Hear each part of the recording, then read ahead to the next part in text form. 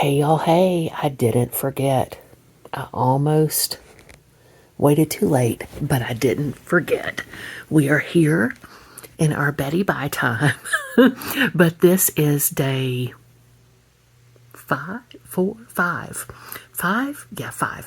of the exercise challenge, the 5-minute exercise challenge. Today, I did exercise as usual.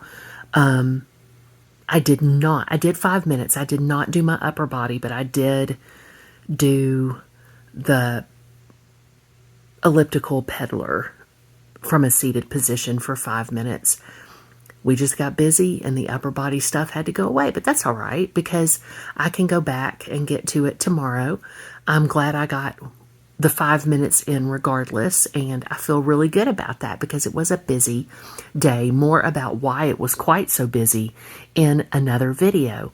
But I hope that you had an opportunity too today to get some of that time in. But if you didn't, you know what? It doesn't matter whatsoever. Even thinking about it, even looking at this video and going, oh my gosh, I forgot about that today, is thinking about it. And so be proud of yourself.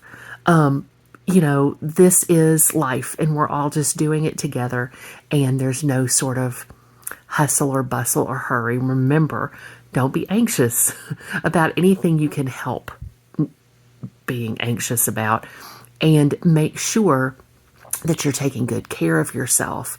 There's all sorts of things we can forget.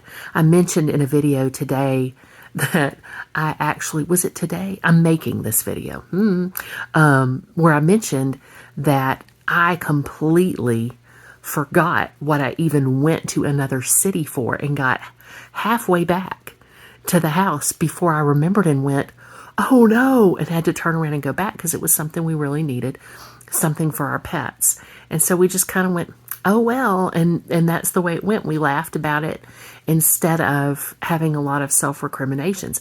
Now, when I made the decision to turn around and go back, I was not exactly delighted to be doing that, but I did it anyway, and it ended up being fun and funny, and everything was just fine. And we made it better by not being upset about it, by not being self-recriminating about it, by not shoulda, woulda, and coulda all over ourselves.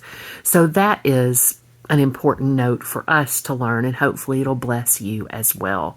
I hope that you are doing so well, however today went and however the list got accomplished or didn't get accomplished. You are enough right as you are now to be loved. You are so valuable to so many people. And I'm so proud of us all for keeping ourselves above the circumstances. I shared in another person's channel a comment that was made to me by a pastor when I was about 17 years old. I was leaving the church, and not leaving the church. Well, I mean, low key, I probably was making a decision to make a change in the way that I worshiped.